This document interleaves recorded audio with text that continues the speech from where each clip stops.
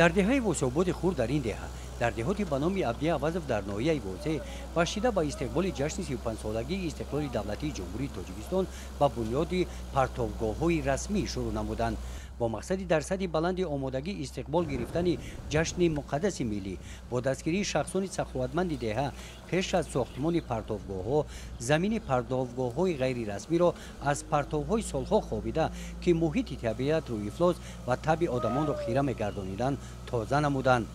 همین گونه پرتوگاه غیر رسمی در این دهه در سرگاه دهه و در قسمت بالایی آن نزد شفت ساحل زهکش موجود بود. این پرتوگاه یکی از آن پرتوگاه‌های غیر رسمی در این دهه می باشد. از بسیاری پرتوگاه با دست کشانیدن آن دشوار بود.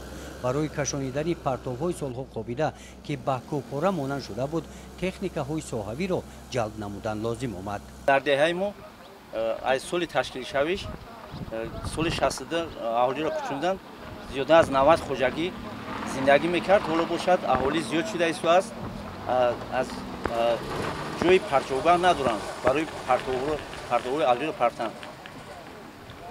با مناسبت جشن 35 سالگی جشن استقلال دولتی جمهوری تاجیکستان اهل دهه ما با صاحبکاران مصلحت نموده تصمیم گرفتند که 3 نقطه پرتوگاه تشکیل کرده با اتمام رسونده با همین جشن برای پیشروزگیری جشن 35 سالگی استقلال جمهوری تاجیکستان.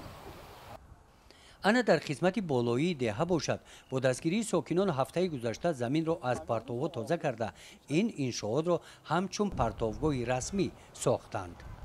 با مقصد سزاوار پیشواز گرفتن 35 سالگی استقلالیت جمهوری تاجیکستان ما امروز با نقشه گرفتیم در جماعت عبدی عوضов 27 نقطه پرتوگاه سازیم. ما امروز الکی آغازش را سر کردیم. نیت داریم که در هر یک دهه 3 تایی نقطه پرتوگاه شود با دستگیری صاحبکاران همین دهه با دستگیری